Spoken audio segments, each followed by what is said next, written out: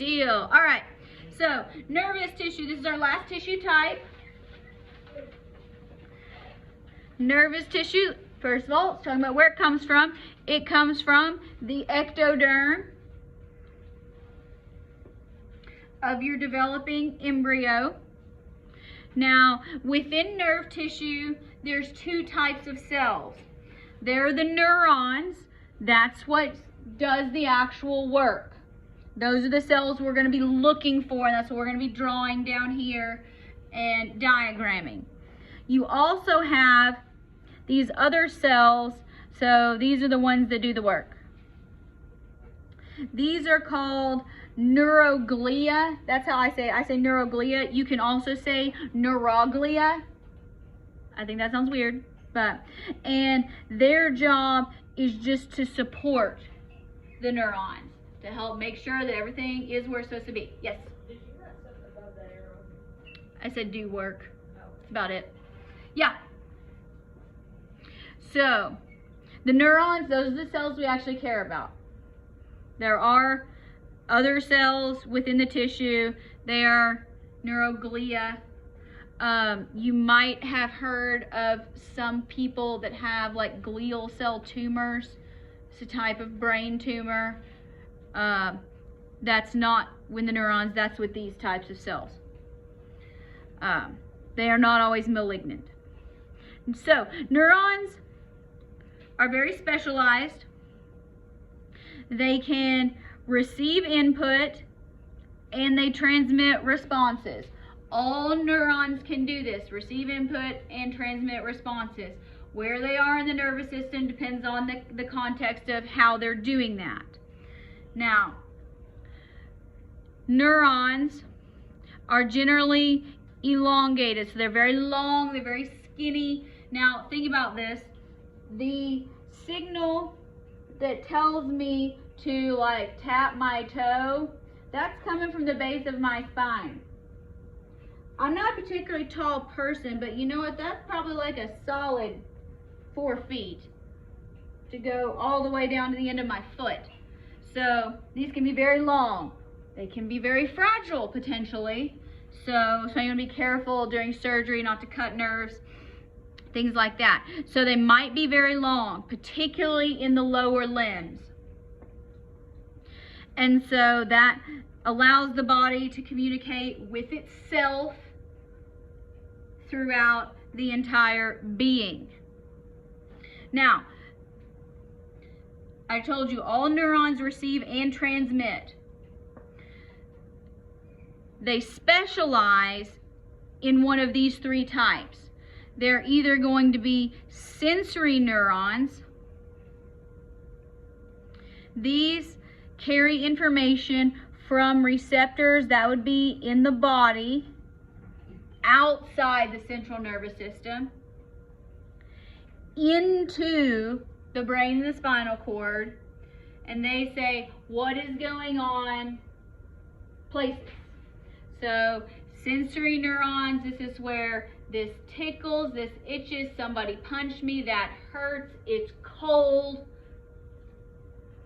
I can't feel this, it's numb, things like that. So this sensory neurons say information that's going on outside, sending it in. So the neurons here take information from the body and then they transmit responses further up to the brain. Motor neurons are the opposite. They take information from the brain out to the body. This is almost exclusively in the form of muscles. Maybe voluntary, maybe involuntary. So that's actually going to cause movement. So the information that they receive is from the brain. They transmit on down the line until we say raise your hand or write your name, things like that.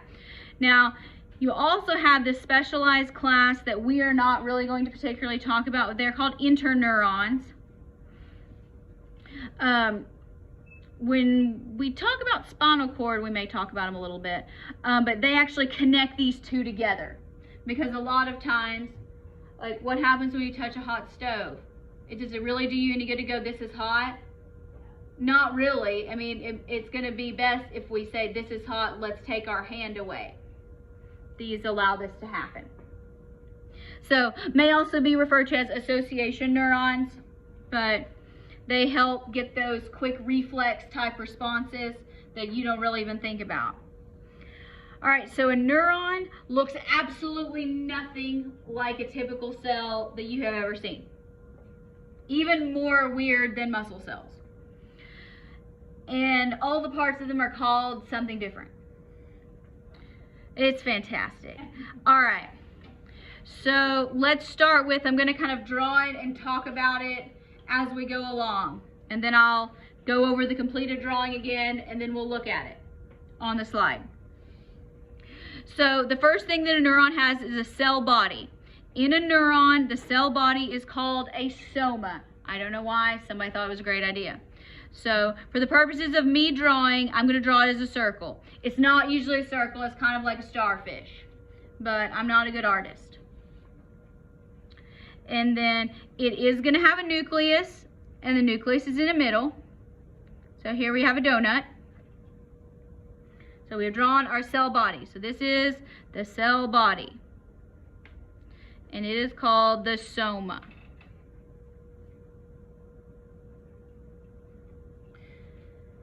The next thing that's on there, we're going to talk about axons last. Let's talk about dendrites next. So dendrites are on, think about this cell body, the soma here is like a head.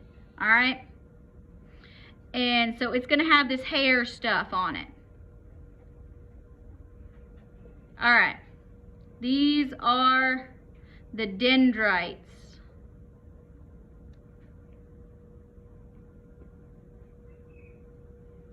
The dendrites is where this neuron receives information. So it receives information, or if you want to call it the stimuli, and then they send that directly into the cell body and send to the soma.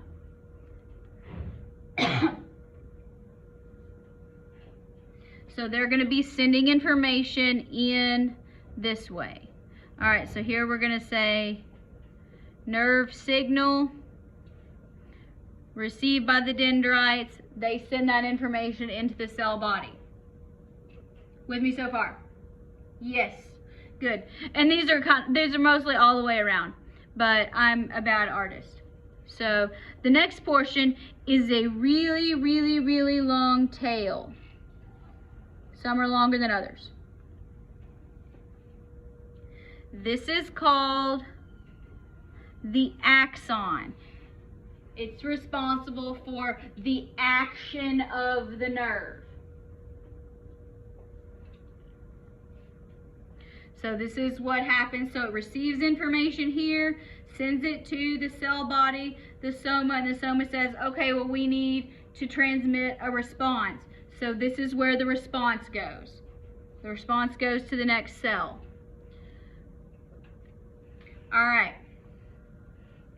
Within this axon, and you're not going to be able to see it on a slide, but I'm going to try to draw it, and you can know that it exists.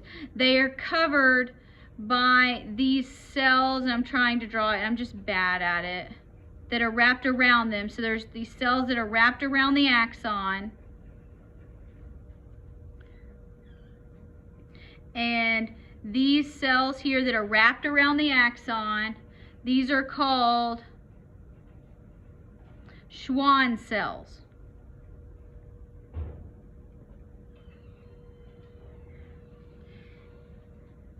And these Schwann cells, they produce a substance that forms what is known as a myelin sheath. That is like, so a myelin sheath is a thick white, which we won't be able to see, but it's white. insulating coating over the axon. So what ends up happening is you've got this myelin sheath here that extends, and it only leaves, so between these you've got this myelin sheath, which I'm not really going to label, but that helps protect the axon. It also serves another function I'm going to talk about in a little bit.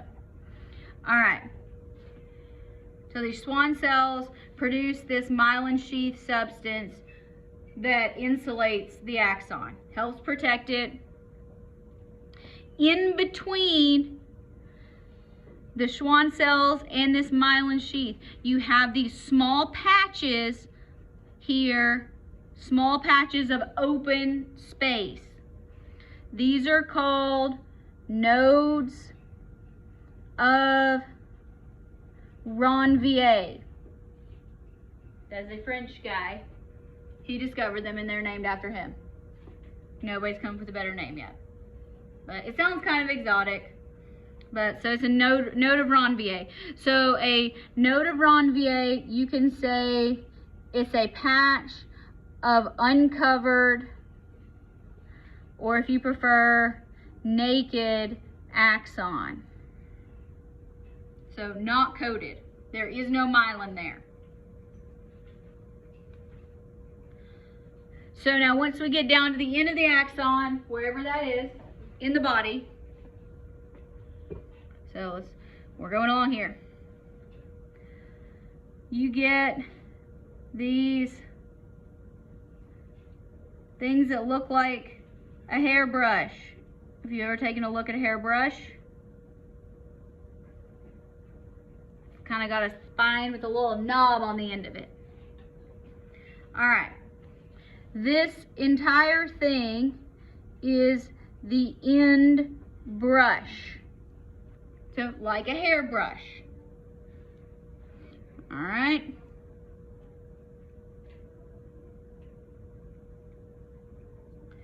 And then these little puff balls here, these are your synaptic knobs.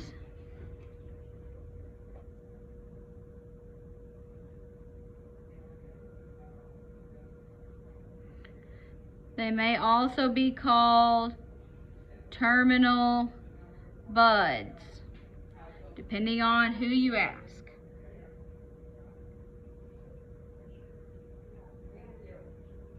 And each one of these things is full of neurotransmitters. That's one word, neurotransmitters. This is a neurotransmitter. All right, neurotransmitters are chemicals, and it is how the nervous system talks to each other and talks to other parts of the body. So what happens is, I'm going to draw a muscle here. So this is going to be a muscle cell. This is a skeletal muscle cell. Look, it's striated. There, it's got some nuclei in it. It's so beautiful. Alright, so this here, we're going to say this is skeletal muscle. Skeletal muscle. So let's say that we get some input up here that says, from the periphery, hot stove. Alright, so we have hot stove. We get that message in the form of neurotransmitters. These neurotransmitters get picked up by the dendrites. The soma processes that information, and it says, we need to take our hand off the hot stove. So it sends a signal all the way down. And interesting point here, these nodes of Ranvier, the signal does not go all the way down the axon. It actually jumps between the nodes. That's not on the test, but it's really cool, and it makes things go a whole lot faster because it can jump all the way down. When it gets to the bottom here, it's going to release all these neurotransmitters. Here's the neurotransmitters. These are chemical messengers.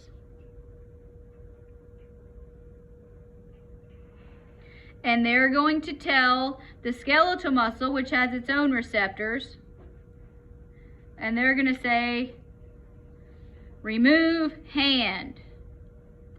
They're actually going to say contract. Contract.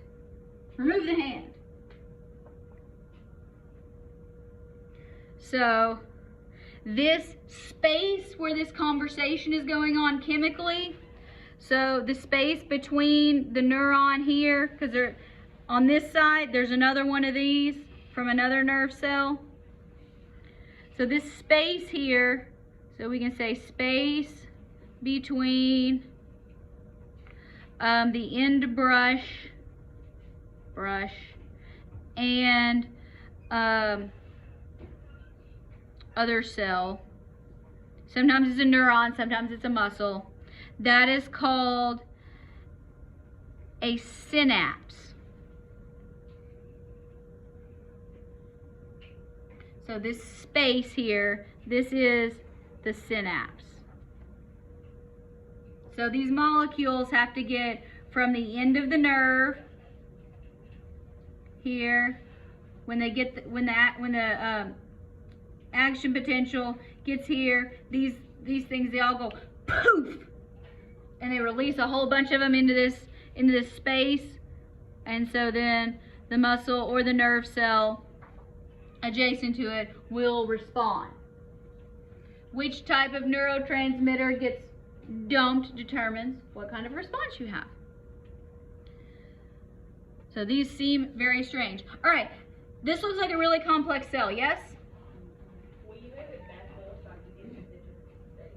All right, so do you think the cell can divide? No, it's really hard to replicate that. I mean, can you see some mitosis occurring here? No.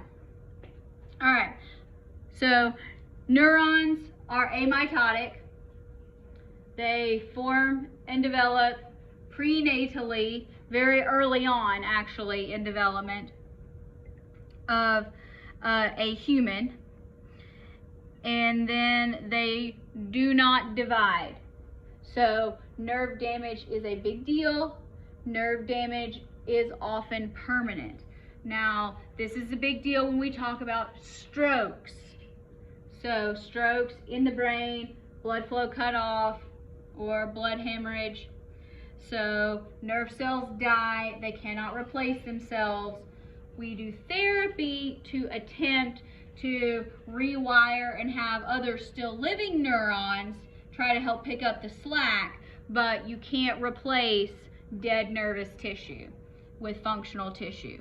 So that is sad. So we do everything we can to prevent that from happening. Now,